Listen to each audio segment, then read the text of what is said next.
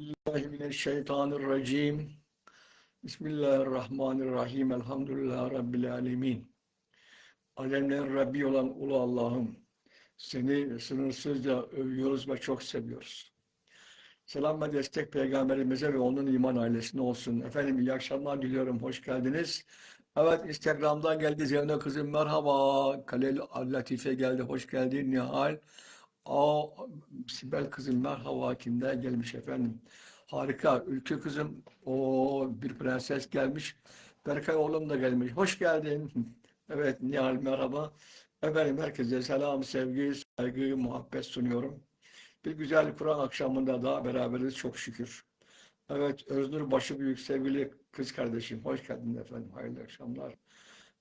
Seda Sezgin. Böyle tek tek sayınca iyi oluyor ama biraz uzun oluyor galiba değil mi? Evet, Mustafa Harput geldi Facebook'tan. Vahdettin geldi efendim Instagram'dan. İbrahim Mural hoş geldin efendim. Merhaba. Aleykümselam. Arkadaşlar bir Kur'an akşamında beraberiz. Yani e, böyle zaman zaman kendime de soruyorum ya bu kadar uzun zamandan beri Kur'an-ı Kerim'i niye okudun diye. Veya niye okuyoruz ya? Kur'an-ı Kerim bu kadar uzun zamandan beri sürekli her zaman elimize aldığımız zaman Kur'an-ı Kerim okuyoruz. Evet, Kur'an-ı Kerim rehberdir arkadaşlar.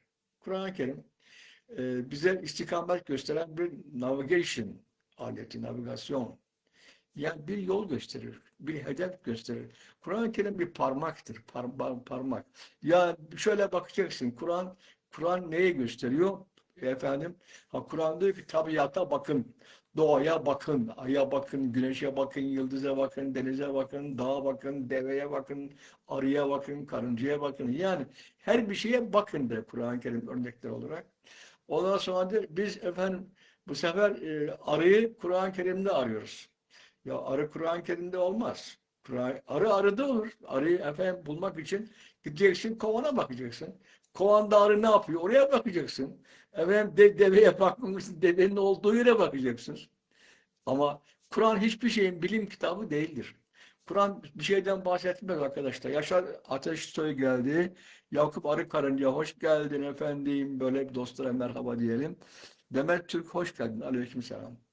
Onun için biz navigation aletimizi yani bize rehberlik gösteren efendim o haritamızı elimize hep alırız değil mi yani? Aslında elimizden telefonu da bırakmayız yani.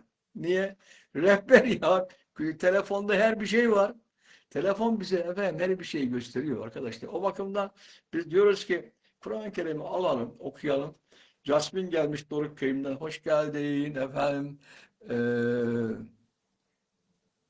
Aleykümselam. Herkes de aleykümselam.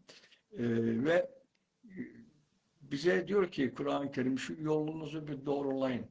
Doğru yola gidin. Bak ben sizi efendim hakikate giden doğru yolun başına koyuyorum. Efendim ben sizi alıp cennete koymam diyor Kur'an-ı Kerim. Arkadaşlar bunu Allah da söylemiyor zaten. Yani Allah da ben sizi alırım efendim cennete koyacağım demiyor. Zaten biz de dua ederken Allah'ım bizi al cennete koy diye dua etmiyoruz. İhtine sırat-ı müstakimin manası bizi doğru yoluna yönet diyoruz. İlet değil. Yönet. Bizi doğru yoluna yönet. Efendim Mihriban hoş geldin. Mihri Alanya'ya selam.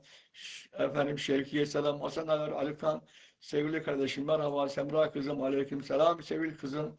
Efendim bunlar Facebook'tan dostlarım.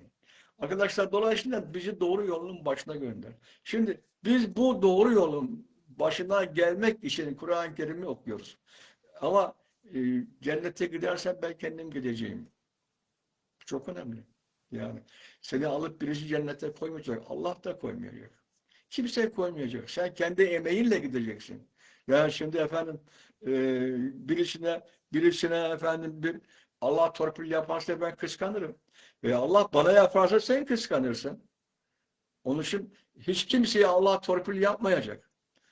Arkadaşlar Allah herkesi alacak, getirecek, doğru yola giden, yolun cennete giden veya hakikate giden yolun başına koyacak şöyle.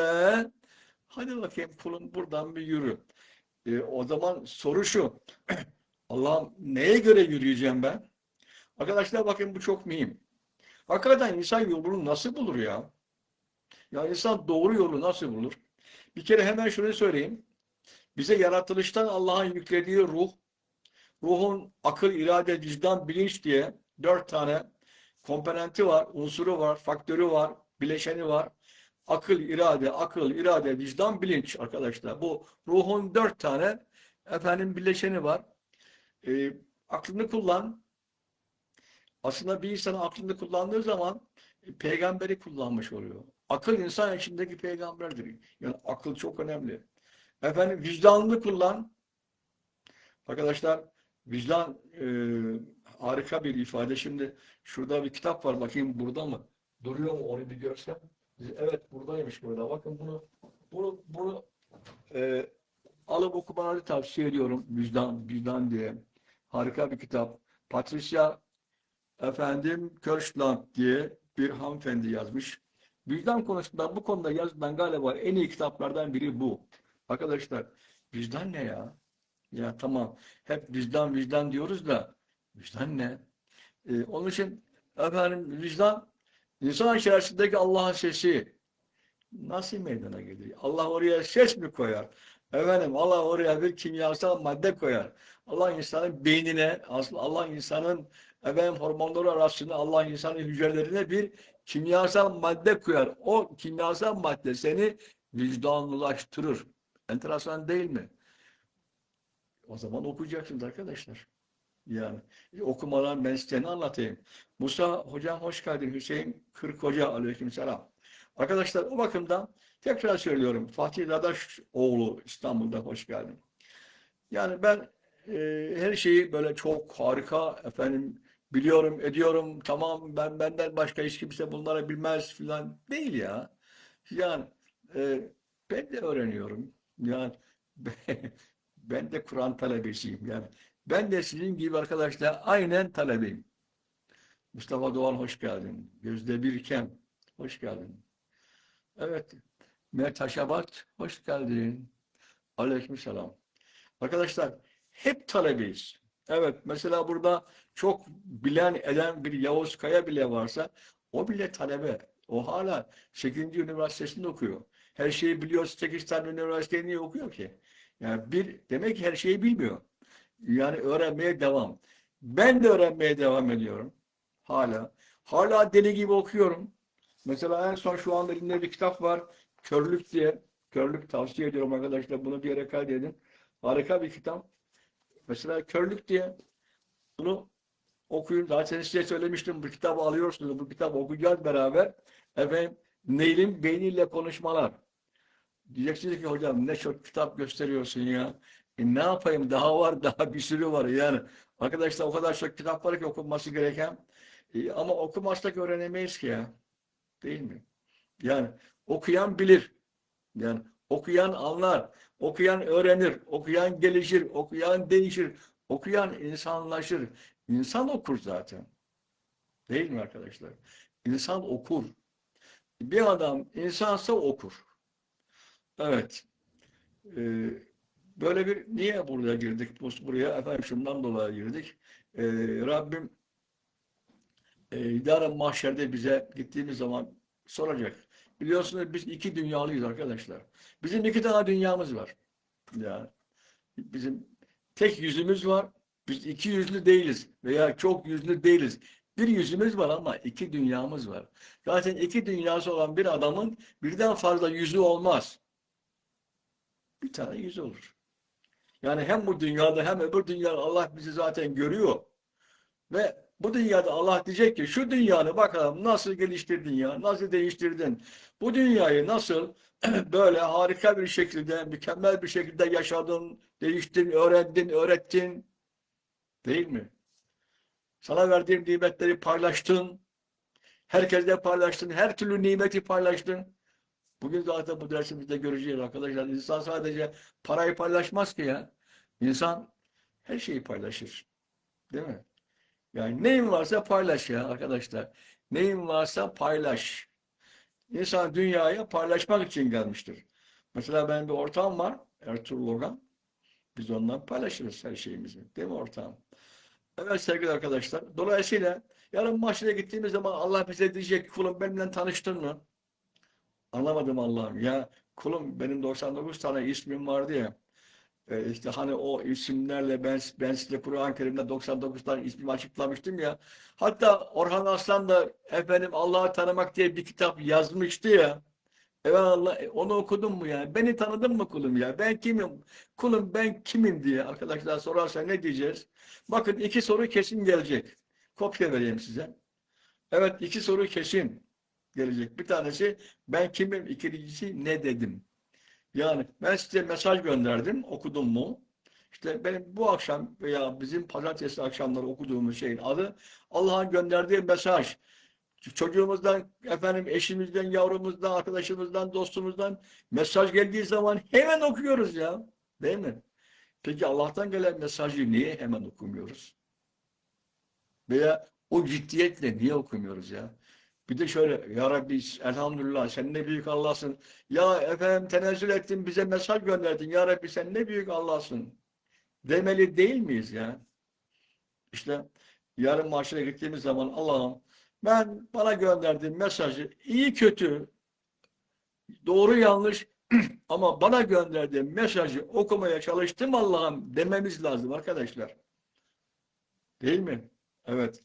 Bir genel müdürümüz daha katıldı hemşerim akraba. Evet Burhancığım hoş geldin. Arkadaşlar e, Rabbim bize bunu soracak. Mesajımı okudun mu? Evet. Beni tanıdın mı? 99 tane ismimi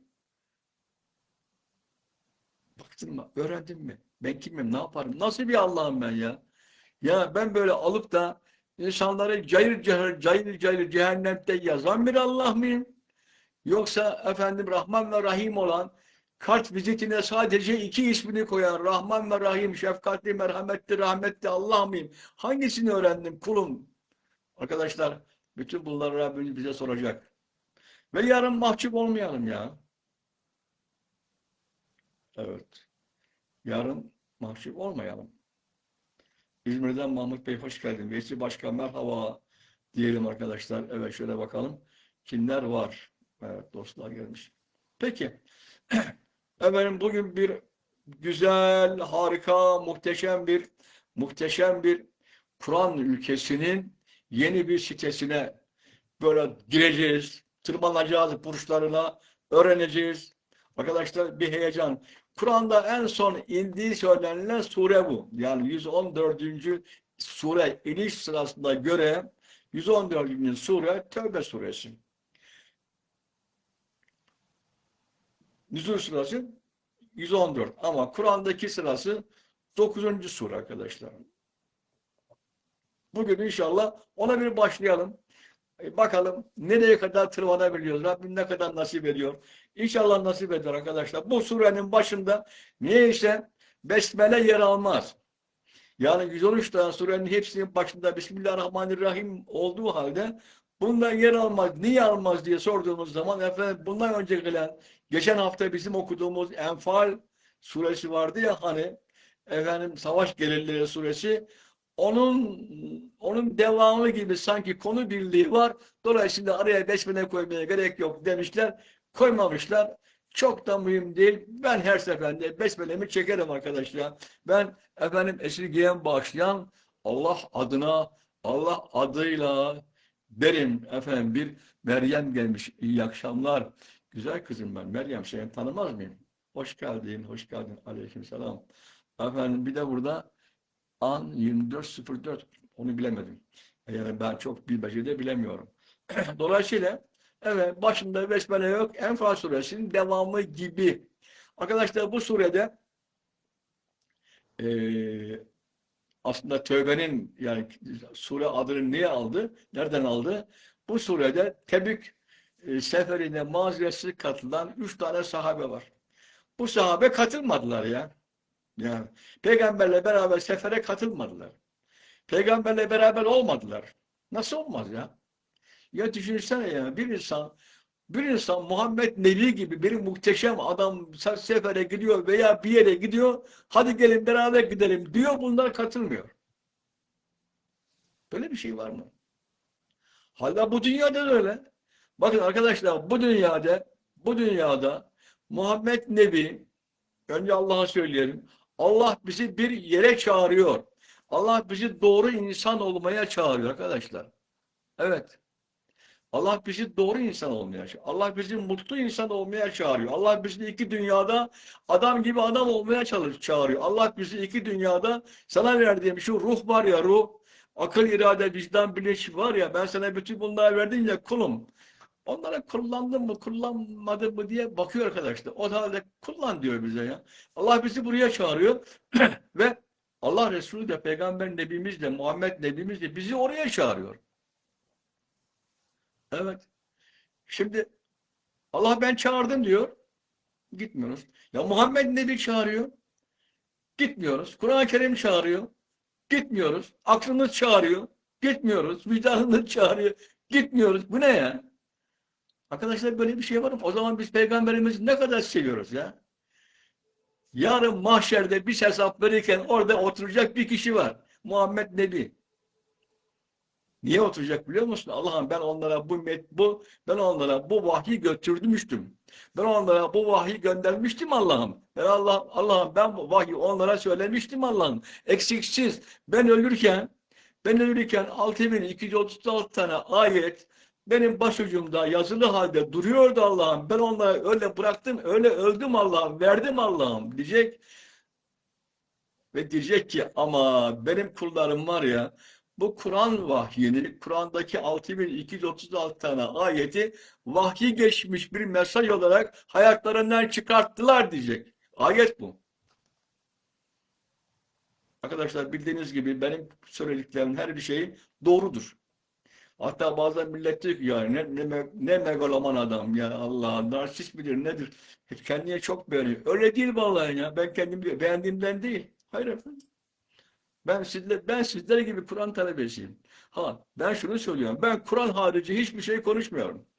Benim burada konuştuğum her bir şeyin kaynağı Kur'an veya bilim. İyi kötü profesörüz. İyi kötü bilim adamıyız. İyi kötü üniversitede 45 sene hocalık yaptık. Hala ders anlatıyorum. Hala çarşamba akşamlar bilim anlatıyorum. Hala deri anlatıyorum ya. O bakımdan peygamber çağıracak ve gitmeyecek. İşte bu üç kişi, üç tane sahabe Tebük seferine katılmadı. Ondan sonra efendim ne oldu? Ondan sonra arkadaşlar bunlar öyle bir tövbe ettiler ki öyle bir suçluluk psikolojisine attılar kendi üzerlerinden. Zaten surenin de adı oradan geliyor. Tövbe suresi. Yani bu üç tane sahabe biz katılmadık ama yanlış yaptık ya. Arkadaşlar tövbe yönelmek demek. Yönelmek. Neye yönelmek? Allah'a yönelmek. Peki Allah'a nasıl yönelilir? Peygambere yönelmek. Peygambere nasıl yönelilir? Arkadaşlar bu işin bir tek yolu var. Kur'an'a yönelmek. Bakınız, Kur'an çağı geçmiş bir kitap değil. Kur'an efendim evrensel de değil, efendim bölgesel de değil. Kur'an maksatsal. Bakın bunu bir yere kaydedin lütfen. Kalem kağıdınız varsa bir yere kaydedin. Çoğu insan diyor ki efendim Kur'an evrensel. Yani Kur'an'da ne söylenmişse o zamandan beri gelmiş geçmiş bütün zamanlara geçerlidir. Bazıları da diyor ki yok efendim o sadece kendi olduğu zamanı. Yani bundan bir 400 sene önceki Arabistan'ın Kur'an'ında o diyorlar. Ben de diyorum ki ya ne o ne bu. Hatta belki ikisi de ama işin doğrusu Kur'an maksatsal. Kur'an'ın bir amacı var. Kur'an niye geldi? Arkadaşlar Kur'an'ın amacı şu. Kur'an'ın bir amacı insanları mutlu kılmak ya. İnsanları doğru yolda efendim güzelce yürütmek, insanlara iki cihanda efendim saadet sahibi yapmak. Kur'an'ın amacı, Allah'ın da amacı bu ya. Onun için Allah diyecek ki bak ben size peygamber gönderdim. Gönderdim mi? Gönderdim. Peki kitap gönderdim mi? Gönderdim. Size ruhu üfledim mi? Üfledim. Akıl verdim mi? Verdim. İrade verdim mi? Vicdan verdim. Bilinç verdim. Şuur verdim. Verdim. Ona peki siz nasıl cehenneme gittiniz yani? Arkadaşlar ya siz nasıl cennete gitmediniz ya? Arkadaşlar ben hep onu söylüyorum ya. Bir insan cennete nasıl gitme yani? Cennet dediğim bir şey bu. Allah'ın dediklerini nasıl yap? Öbür dünyada Allah'la buluşmanın adı cennet. Cennet ne? Öbür dünyada Allah'la buluşmaktır. Cehennem Allah'tan mahrum kalmaktır. Bak size bir cennet cehennem tarifi yapayım. Öyle ateş mateş falan kömür mömür yaktı yıktı falan bunları geç ya bırak onları. Allah ateşçi değil, Allah yakıcı değil. Yani öbür tarafta Allah'la beraber olduk mu cennet? Olmadık mı? Allah'tan mahrum kaldık mı cehennem? Değil mi? Cehennem ya. Evet. Mesut geldi. Hoş geldin. Müzeyyen merhaba. Merve Dem. Nihal sen de hoş geldin. Arkadaşlar bir selam verelim. Önce selam sonra kelam biliyorsunuz. Selamsız olmaz. Evet. Birinci ayete başlayalım ya. Geçen hafta da başlayamadık. Geçen hafta Kur'an-ı Kerim'e şöyle bir girdik, çıkamadık bir daha. Yani bir Kur'an anlatmaya başladık geçen hafta. Kur'an'ı efendim nasıl okuyalım, nasıl bakalım, Kur'an nedir diye bir başladık. Bir saat geçmiş aradan. Ha, bu hafta da yine tekrardan bir başlasak Kur'an-ı Kerim'e bir saat daha geçer arkadaşlar. Evet, onun için Ay Yüce hoş geldin. Hidayet Can Demir, hoş geldin. Hidayet, aleykümselam. Efendim başka kimler var? Vahap Tatar hoş geldin. Abdülazizciğim merhaba. Ee, Gökçe Hilal Nur. Güzel isimler var ya. Evet, Vahap Tatar hoş geldin Vahap'cığım. Aleykümselam arkadaşlar. Bir de şeye bakalım ya. Bizim Facebook'ta neler var efendim. Bakalım arkadaşlar ya. Evet, Facebook'ta. Ahmet Necip günaydın Sivas'ta. Necip hocam hoş geldin güzel kardeşim benim. Aleykümselam. Kemal Coşkun efendim. Arkadaşlar Kemal Coşkun İzmir'de Endüstrilerin başkanım benim o.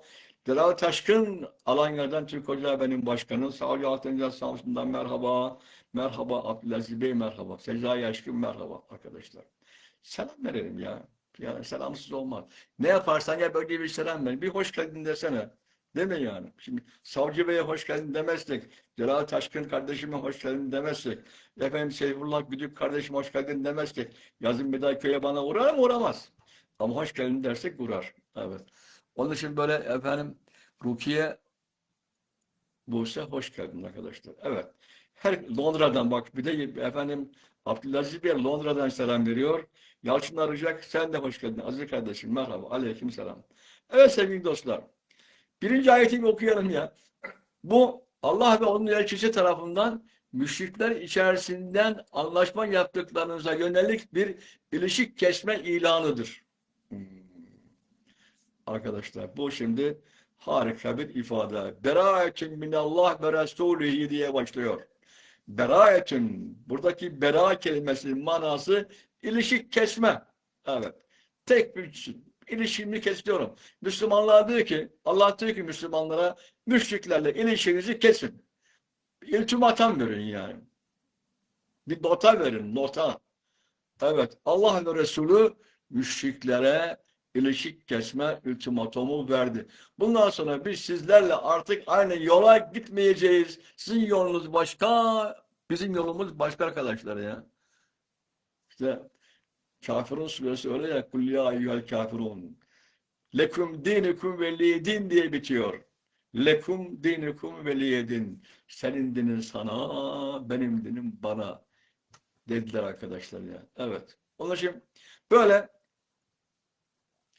e, Müslümanların Mekkelilere karşı bu yürüyüşüydü. Bakın gelin biz sizi çağırdık. Biz sizi çağırdık, davet ettik. Gelin dedik. Allah'ın kelamını önünüze koyduk. Mekke'nin fethinde hiç kimseye eziyet edilmedi arkadaşlar. Evet Ahmet Altan. O Ahmet abi efendim arkadaşlar bu benim köyümde Ahmet abim. Komşum. Aziz komşum, sevgili abim. Hürmet ediyorum. Efendim orada bir de Leyla diye bir kızım var. O da onun yanındadır. Aleykümselam efendim hoş geldiniz. Evet dolayısıyla Müslüman oldu. Yani vahyin 20. yılında Mekke fethedildi. Bütün insanlara dendi ki sizin hiçbirinize, hiç kimseye efendim, din konusunda bir şey söylenmeyecektir. Bakın ne güzel değil mi ya? Yani elinde kılıç Müslüman olmayanı keserim demedi. Müslüman olmazsanız şöyle yaparım, böyle yaparım demedi asla kimseye arkadaşlar ya. Evet, biz dedi efendim hepinizi birden Müslüman olmuş kabul ediyoruz. Gelin Müslüman olun dedi zaten. Ne kolay ya. Aslında İslamiyet arkadaşlar biliyorsun ne kadar kolay. Yani la ilahe illallah dediğiniz zaman İslamsınız, Müslümansınız. Hiç başka bir şeye gerek yok. La ilahe illallah. La ilahe hiçbir ilah yoktur. La hayır demek, la hayır demek. La ilahe bütün ilahlara hayır. Bakın İslam'a girerken ki ilk kelime bu. La ilahe. La hayır ilahe. İlla, bütün ilahlar. Bütün ilahlara hayır. İlla Allah. Sadece Allah. %100 Allah. La ilahe illallah kelimesinin manası %100 Allah demektir arkadaşlar. Allah'tan başka hiçbir ilah yoktur. Bir tek o vardır. %100 Allah vardır. Evet Abdullah Kara, efendim bu benim torunlardan, yeğenlerden, Doruk köyümden. Hoş geldin Abdullah. Kızıma selam söyle, torunları öpüyorum. İşte arkadaşlar Müslümanlar dediler ki bakın bu böyle olmaz. Biz inanmayanlarla aramızdaki ilişkiyi kesiyoruz. Ya biz sizinle artık aynı dinden olmadığımızı ilan ediyoruz. Beraeten minallah ve Resulihi. Allah ve Resulihi müşriklerle ilişkisini kesiyor. Arkadaşlar ne güzel ya değil mi ya? Oo, müthiş ya. Bu bir ultimatom arkadaşlar ya. Bu bir nota. İlişki kesme ilanı. Sizinle bütün ilişkimizi kesiyoruz ya. Bakın tekrar söylüyorum. İslamiyet'te dinde zorlama yoktur. İslamiyet hiç kimse eline kılıç alıp da sen Müslüman ol demez. Demedi zaten. Böyle bir şey yok. Hiçbir şehir efendim gel biz size seni Müslüman yapalım diye alınmadı. Bu cümleyi tekrarlayayım arkadaşlar. Yani hiçbir şehir, hiçbir fetih gelin efendim ben sizi alıyorum hepinizi Müslüman yapmak istiyorum diye alınmadı. Nasıl savaş yapıldı? Siz bizim yolumuzu kesiyorsunuz. Efendim siz bizim imkanlarımızı zayi ediyorsunuz. İşimize karışıyorsunuz. Eğitimimizi engelliyorsunuz. Dinimizi efendim yok ediyorsunuz diye alındı. İslam din savaşı yapmaz. Sana ne başkasının dininden ya? Sana ne? Dinde zorlama yoktur. Hatta zorlamanın hiçbir çeşidi dinde yoktur. Değil mi Ahmet abi? Böyle Ahmet abim her bir şeyi biliyor. De oradan beri şu anda konuşamıyor yalnız. Çay olsa belki konuşur da. Abi sen çay demledin mi? Arkadaşlar benim çayımı gören herkes bir çay demliyor. Şöyle bir ok çayımızı içelim diyor. Evet onun için e, gelin efendim aramızdaki ilişkiyi keselim ya. Biz sizinle artık bu şekilde geçinemeyiz. Bakın Mekke fethedildiği zaman bir tek insan öldürülmedi. Bir tek insanın kanına girilmedi. Kimseye sen Müslüman ol denmedi. Olan olur, olmayan olmaz. Arkadaşlar İslamiyet bu zaten. Dinde zorlama yoktur. Elle kılıcından adamı zorla Müslüman yaparsan o zaman onunki iman olmuş olur mu yani? Hayır. Onun için efendim biz varız. Bundan sonra siz de lütfen kendinize dikkat edin. Evet. Evet orada bir Kalelol Latife. Evet Latife Latife demle. Bir tane de bana gönder oradan beri.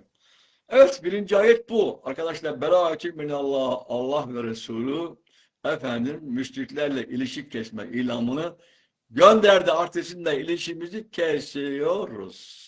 Evet. İkinci ayet diyor ki bundan böyle işte sizler 4 ay daha serbest dolaşma izni ama biliniz ki siz Allah'ı asla atlatamayacaksınız. Yine unutmayın ki Allah inkar ve ihanetleri ısrar edenleri onursuzluğa mahkum edecektir. Onursuzluğa.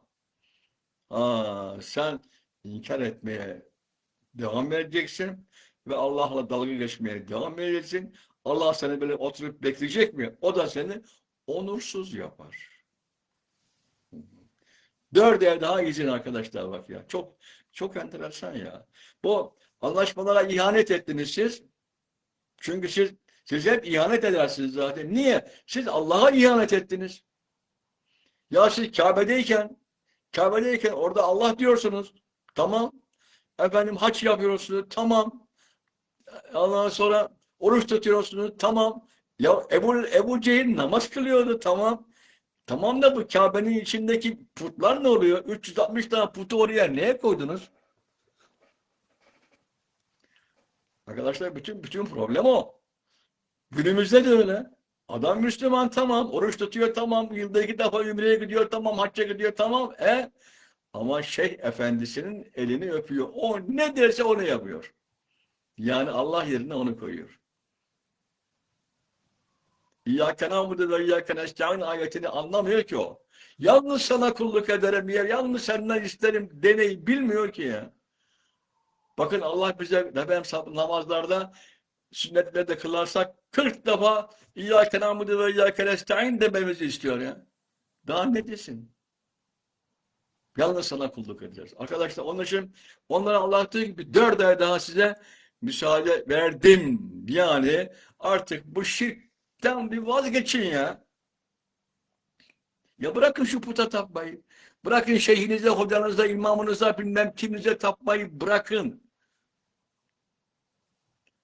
Yani efendim geliyor koca koca bakanlar şeyhinin dizinin dibine böyle oturuyor. Peki bu şeyh ne iş yapar diye sorduğunuz zaman hakikaten bu şeyh ne iş yapar? Ne öğretir? Hangi kitabı yazdı? Hangi bilimi öğretti? Değil mi? İnsanlara hangi faydası var ya? Hangi öğrenci yetiştirdi? Kendisinin şu anda malları, mülkleri, efendim bankaları, hastaneleri yüzlerce milyar dolar. İnsan bundan mı rahatsız eder ya?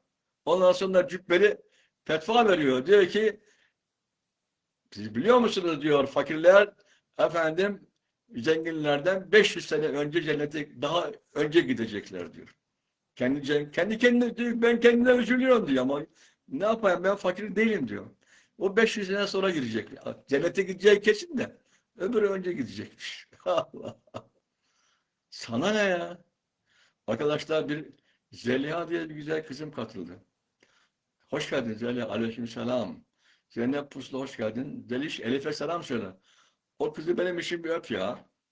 O prensesi benim için bir öp arkadaşlar. Onun için ya gelin bakın eğer bu müşriklikten yani Allah'a ortak katmaktan vazgeçmezseniz Allah da sizi onursuzluğa mahkum edecek ya. Onursuz. Ne demek onursuz? Utanç verici bir hale düşürecek sizi. Rezil edecek, rezil.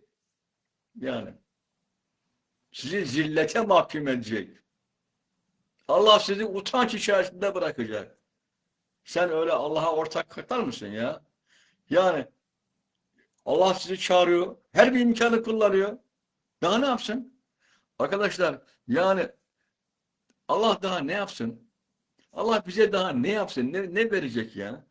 Akıl vermiş, irade vermiş, vicdan vermiş, bilinç vermiş, sağlık vermiş, kitap vermiş, her şey vermiş. Ondan sonra bütün bunlardan size ben hala araya bir aracı mı koymalıyım ya? Bakın Allah'ın yarın ahirette affetmeyeceği bir tane günah var. Bir tane, bir tane. Herkes kul hakkı, mul hakkı falan diyor ya o değil. O ondan sonra geliyor. Efendim Allah'a şirk koşmak. Allah'tan başka ilahlar edinmek. Edinme. Hem neye ediniyorsun? Ne ihtiyacın var? Allah sana yetmedi mi? Bakın bir sürü ayet var ya. Ve kefa billahi vekila. Vekil olarak Allah'a yetmedi mi? Değil mi? Allah bize her bakımdan yeter. Allah yeter. Zaten Allah yetmezse ne yeter? Değil mi? Allah yetmezse ne yeter? Onun için değerli Kur'an dostları onur iman demektir. İman. Bir insanda iman varsa bakın insan Allah'a neye iman eder biliyor musunuz? Güvendiği için. İnsan güvenmediği Allah'a iman etmez. İnsan güvendiği için iman eder. Onun için iman eşittir, onur eşittir imandır. Evet, benim bir kamerada bir kızım var arkadaşlar, harika bir kız. O da gelmiş. Hoş geldin. Ahmet Yeşilyurt, hoş geldin. Eşin Nehri de gelmiş. Bir de burada biri daha var, onu okuyamadım. Kamer selam herkese, aleyküm selam. Evet, insan güvenmediği kimseyi ciddiye almaz. İnsan güvenmediği kimseye inanmaz. Bugün zaten Türkiye'de kimse kimseye güvenmiyor, kimse kimseye inanmıyor zaten. Çok net söylüyorum bunu ya. Enteresan. Çok kötü, çok kötü. Yani bakın insan Allah'a iman eder ama Allah'a güvenir. Güvendiği için iman eder. kendisini güvende hisseder. Ben Allah'a güveniyorum. Benim bir güvendiğim bir Allah var. Ben zaman zaman söylüyorum. Ben sahipsiz değilim arkadaşlar ya. Benim bir sahibim var ya. Bunu herkes söylesin. Siz de söyleyin. Hep söyleyelim. Diyelim ki bizim bir sahibimiz var. Allah. Bizi sahipsiz bellemeyin ha. Öyle derlerdi ya evvelden. Öyle bellemeyin, öyle zannetmeyin bizi ya. Bizim bir sahibimiz var. Benim güvendiğim biri var. Ben ona güveniyorum. Zaten Allah'a güvenen kendisini güvende hisseder ve başkalarına da karşı da güven verir ya. Bugün Türkiye dünya içerisindeki bilmem kaç devlet arasından 150. mi ne güven bakımından kimse kimseye güvenmiyor. Allah Allah. Nasıl bir şeyse bu. Arkadaşlar. Böyle bir şey. Onun için yani e, iman etmiyorsa, bir insan inkar ediyorsa kendi onuruna yönettiği bir insanın en büyük hakarettir bu ya. İnsan kendi kendisine yabancılaşır. Allah'ın yok, bir şeyin yok. Kalbine baktığın zaman bomboştur. Nesin ya sen? Ya senin içinde Kur'an-ı Kerim'i şöyle alıp da benim Kur'an'ım var diyebiliyor musun ya? Arkadaşlar Allah'a da peygamberi de böyle soyut olarak görebileceğimiz bir kitap var. Bir kitap var. Ben peygamberi nerede bulurum? Nerede görürüm en iyi? Nerede tanırım en iyi? Kur'an'da. Kur'an en iyi siyerdir. Kur'an en iyi peygamberi anlatan kitaptır. Kur'an en iyi insanı anlatan kitaptır. Kur'an en iyi işaret parmağı. Bak tekrardan bunu söylüyorum. Kur'an bir işaret parmağı. Kur'an nereye bakacağımızı gösterir. Oraya bak. Hayata bak ya. Dost doğru bak, korkma. Arkadaşlar bir deneyin bakın. Allah yanlış iş yapmaz. Arkadaşlar iman insanın kendi kendiyle tanışmasıdır. İman insanın kendi kendisinde güvenlik anlaşmasını yapmasıdır. Ben kendimi güvende hissediyorum ya. Güvendiğim Allah var. Onun için güven onurdur. İman onurdur. Onur bir Müslümana, bir adama en çok onur yakışır ya. Evet, değil mi ya? İnsan kendisinde barışık olmalıdır. İnkar onursuzluktur. Kur'ansızlık onursuzluktur. Biz Kur'an-ı Kerim'i niye okuruz ki? Onur kazanmak için, adam olmak için, yolumuzu doğru yapmak için arkadaşlar. Evet. Şimdi ayetin getirdiği şeyi söyleyelim. Yani ifade niye? Onlar anlaşmayı iptal ettiler. Anlaşmayı onlar kendileri bozdular. Madem onlar bozdu, o halde siz de o anlaşmada efendim ısrar etmeyin. Onlar bozmuşlarsa siz de feshedin, gidin bırakın artık onu diyor Rabbimiz. Bakın arkadaşlar Rabbimiz bize yönlendiriyor, gösteriyor. Bakın hemen şunu söyleyeyim. Din insan hayatında çok yer tutmaz. Ya hocam bu kadar şey söylüyorsun, hala bu lafı mı, cümleyi mi kuruyorsun? Evet arkadaşlar. Din insan hayatında çok yer tutmaz. Bakın insanlığın ortak değerleri var. Kur'an-ı Kerim'de 8 yerde geçen emri bil maruf nehyanil münker diye bir ayet var. Evet. İnsanlığın ortak iyilerini al. Ortak iyi yalnız sende mi var ya? Mesela Çin'de yok mu? Mesela Hindistan'da ya da Endonezya'da ya da Grönland'da ya da Güney Afrika'da iyi bir şey yok mu? Var. Onu al. Arkadaşlar insanlığın hayrına olan şeyi al, kötüyü at. Nerede bir kötü var? Sen de onlar atmış, sen de at. Bir yerde bir kötülük var, sen de at. Nerede bir iyilik varsa sen de onu al. Marufu al. İnsanın hayrına olan şeyi al. İnsanın kötülüğüne olan şeyi de at hayatından. At hayatından. Evet Yüksel, Uğurlu hoş geldin. Alpay merhaba, hoş geldin. Arkadaşlar, dostlarımız gelmiş. Hoş geldin. Herkese selam, sevgi, saygı, muhabbet sunuyorum. Ve inşallah devam edelim. Evet bu akşam yeni bir sure okuyorduk. Kur'an-ı Kerim'in son suresi, yani 114. suresi. Ama biz daha Kur'an-ı Kerim'i bitirmedik. Ben böyle atlayarak karışık okuyorum. Aslında bu Musaf sırasına göre 9. ama Kur'an'daki yeri, yani iniş sırası sonuncu.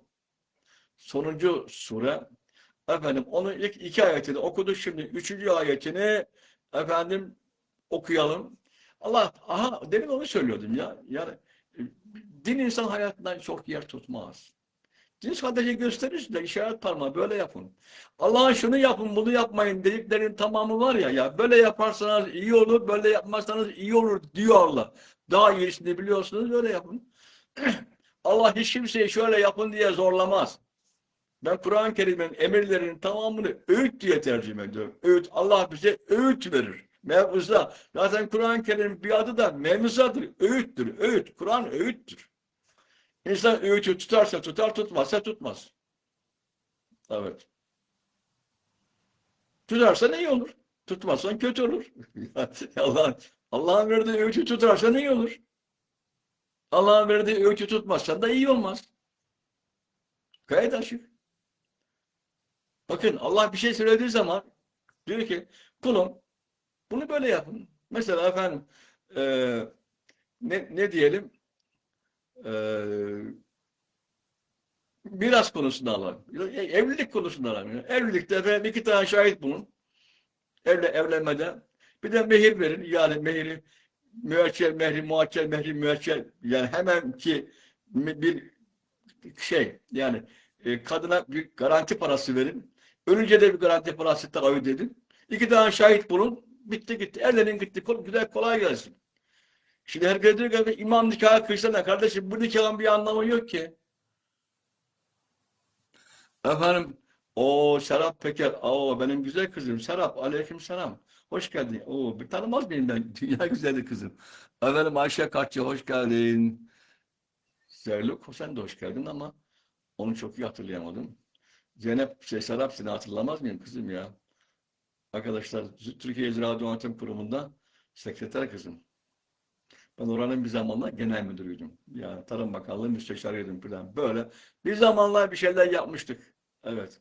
Onun için Allah diyor ki bakın ben size nikah için, evlenmek için bir şart ortaya koydum. İşte iki tane şahit getirin. Mehir garanti parası da taahhüt etsin. Birisi de dua etsin. Evlendiniz güle güle. Şimdi ben diyorum ki bu nikahın bir anlamı kalmadı artık ya. Bu ne? Günümüzdeki resmi nikah, arkadaşlar medeni nikah, efendim belediyeden resmi memur geliyor, resmi efendim kayıtlı kurul defter geliyor, şahitler geliyor, nüfus memurluğuna iletiliyor. Bir daha yani evlendiği zaman her bir kimse birbirine karşı sorumlu oluyor. Bir sürü garantisi var. Hangisi iyi? Beni şimdi zaman zaman efendim evlenenler imam nikahı kıy diye çağırıyorlar. Ya oğlum kızım bunu bir ama anlamı kalmadı ki. Resmi nikahın içerisinde imam nikahı var. Ha bunun daha iyisi olur mu? İyisi bulursanız yapın. Bak tekrar söylüyorum. Allah'ın verdiği örnekler şu. Diyor ki kulum böyle yaparsanız iyi olur. Daha iyisini biliyorsunuz. Gayet tabi onu yapın. Bunu bir yere kaydedin. İlla benim dediğimi yapmak zorunda değilsiniz. Böyle yaparsanız iyi olur. Ama daha iyisini biliyorsanız onu yapın. Daha iyisini yapın hem ya. Ya ben 1400 sene öncekine göre bir şeyler söyledim. Siz artık 2025'tesiniz. Ya aklınız 2026'dasınız. Ya artık her bir olayınızı yapay zeka yapıyor. Ya yapay zeka dünyasındasınız. Yani bir şeyler geliştirirsenize. İnsanlığınızı yüceltin diyor Rabbimiz arkadaşlar. Evet bir ayet var. Üçüncü ayet onu okuyalım arkadaşlar. Yine Allah ve onun elçisinden büyük haç gününde insanlığa yapılmış bir duyurudur ki Allah kendine mahsus özellikleri başkalarına yakıştıranlarla ilişkini kesmiştir. Yani müşriklerle. Evet, Neslihan kızım hoş geldin. Aleykümselam. Onun elçisi de öyle. Bundan böyle tövbe ederseniz işte bu sizin için daha hayırlıdır. Fakat bu davetten yüz çevirirseniz iyi bilin ki siz Allah'ı asla atlatamazsınız. Nitekim inkar ve ihanette ısrar edenleri elem verici bir azap bekliyor. Efendim, evet Zeynep hoş geldin. Güzel kızım aleykümselam ne güzel ya. Beraber olduk ne güzel oldu maşallah. Hoş geldin güzel bir prensesim benim. No, öpüyorum seni kocaman. Canım benim. Arkadaşlar, evet burada büyük haç diyor. Haccı Ekber. Yani büyük haç gününde bir duyuru ki efendim e, Allah kendisine mahsus sıfatları başkalarına yakıştıranlarla ilişkini kesmiştir. Peygamber de öyle. O ne? Araya başka tanrı koymayın ya. Başka ilah koymayın. Başka şeyh, başkan filan bir şey koymayın ya. Arkadaşlar. Peki ne Haccı Ekber? Haccı Ekber şu biliyorsunuz Araplar Umre için haccı asgar yani küçük haç diyorlardı. Ya bildiğimiz hac ya. Yani Ümre biliyorsunuz hac zamanı değil de başka bir zaman gidilen bir efendim ziyaret şekli. Onun adı küçük hac.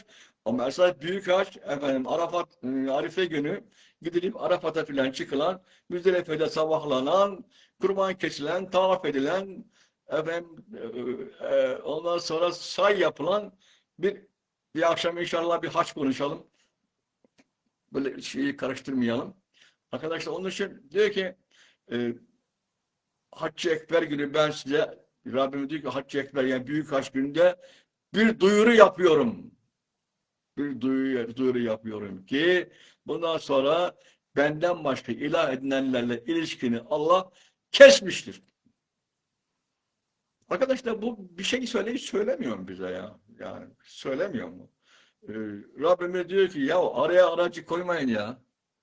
Gökhan Tüzün hoş geldin. Sevgili kardeşim merhaba. Bir tane bir şey var ama onu anlamadım. Hollanda'dan Aleykümselam Akademi. Evet. Çayımız soğumuş. Bu internetten çay geliyor mu? Su içeyim o zaman.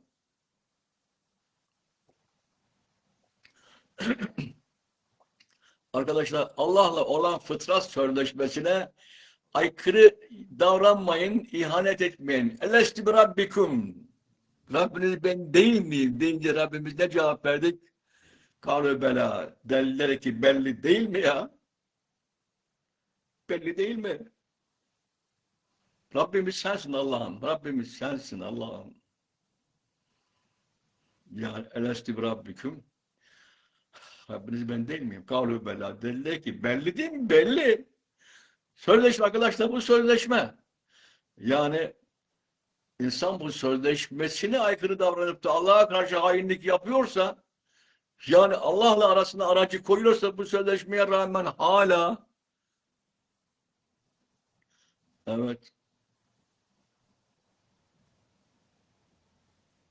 olur mu? Yani hala sözleşmeye rağmen araya aracı koyuyorsa Allah der ki ne yapıyorsun kulum ya? Bu ne ya? Evet Zeynep geleceğim inşallah şeye vakfa geleceğiz ama daha var ya.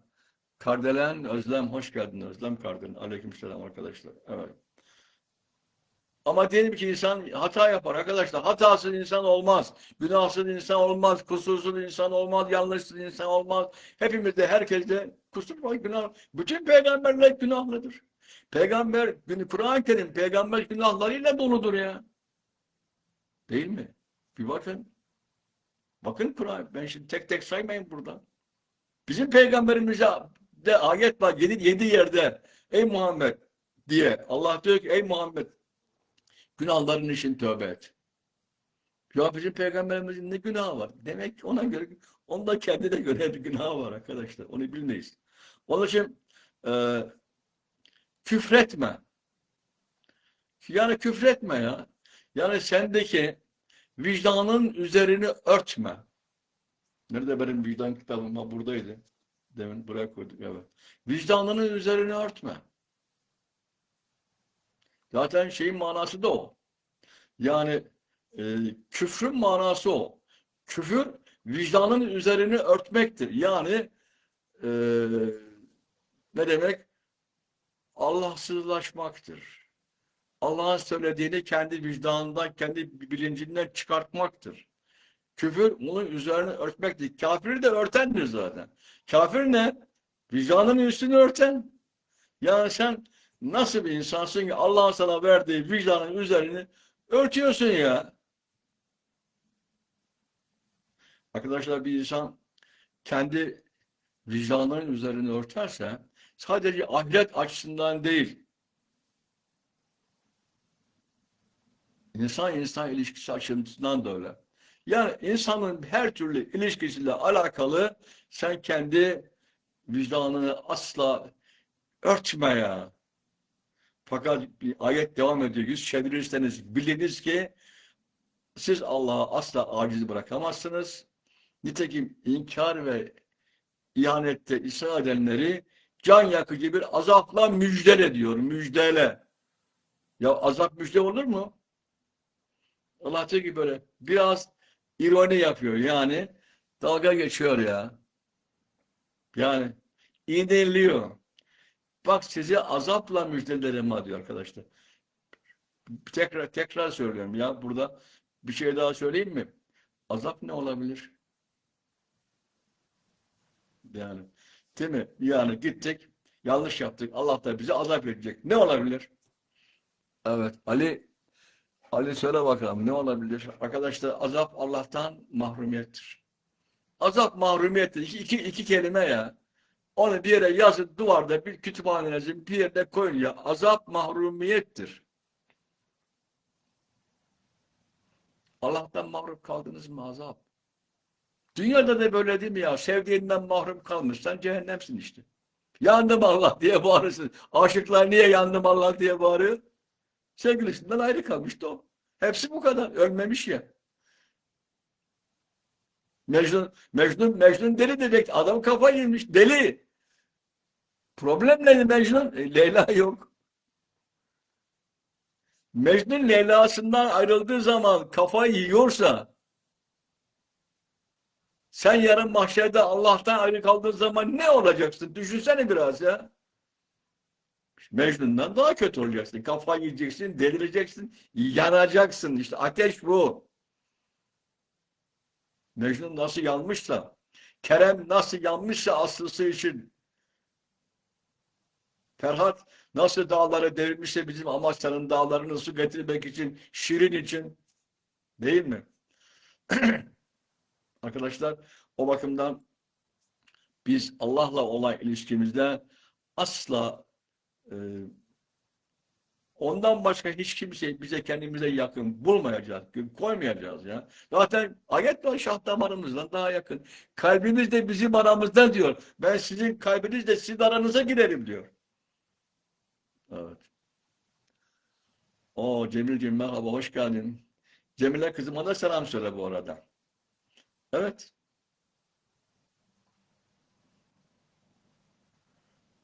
evet.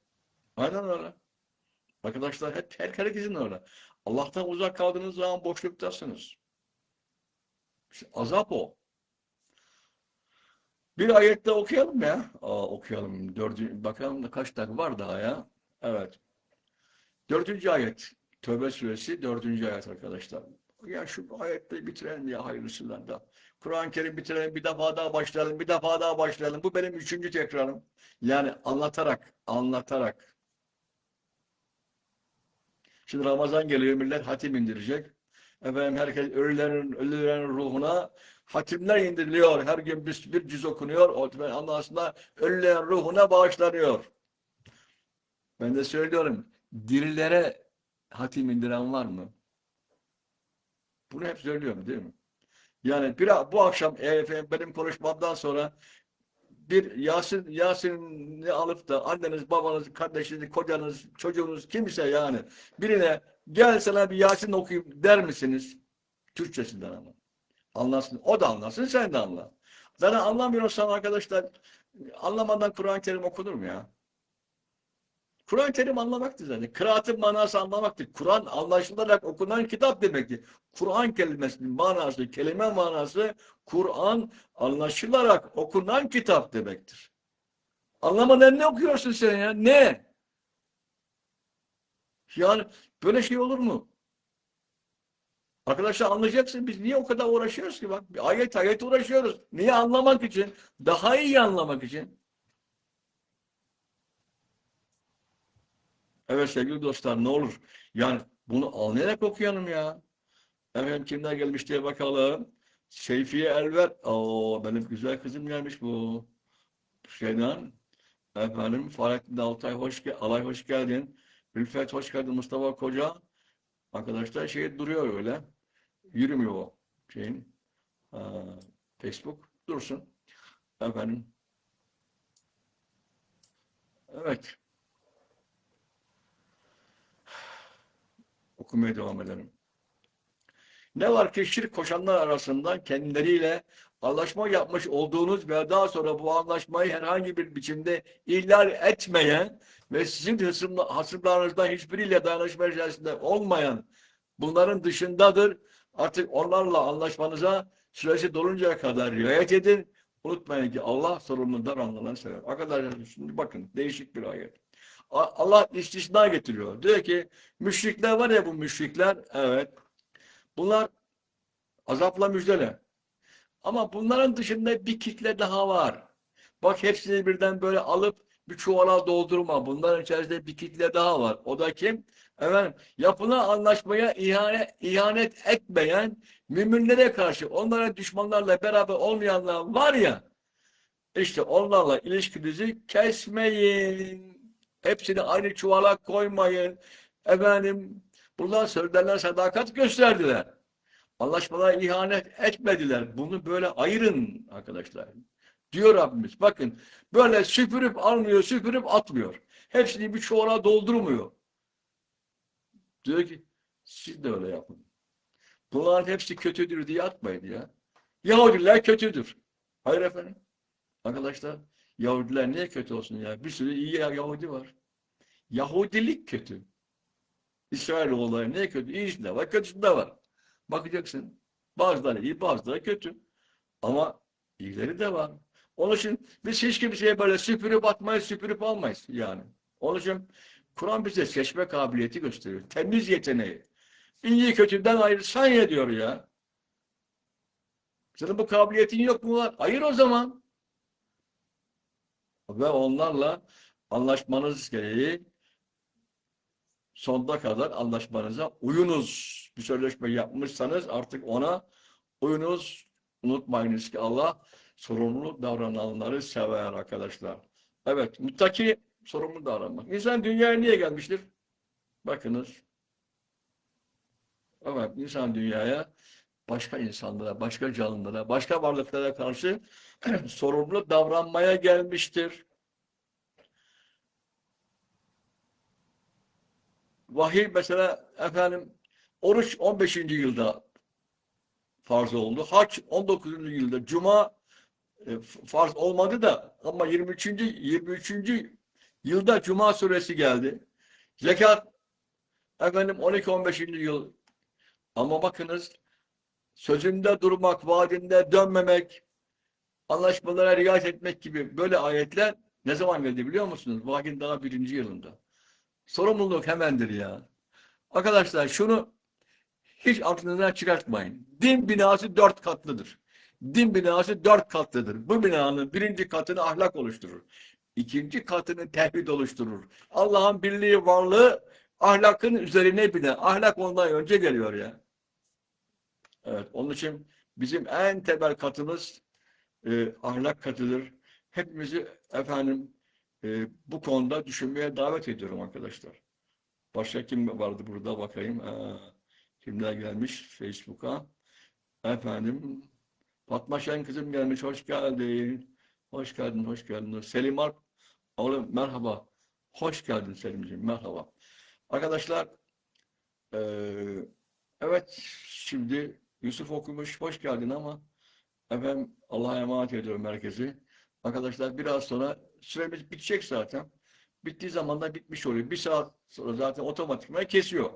Yani Instagram. Efendim hepinize iyi akşamlar diliyorum. Çarşamba akşamı dersimiz yok, yılbaşı akşamı. Hepinize yeni yıllar diliyorum, sağlık diliyorum, mutluluk diliyorum, huzur diliyorum efendim. Nice yıllara. Hoşça kalın. Allah'a emanet ediyorum efendim. Eyvallah. Sağ olun.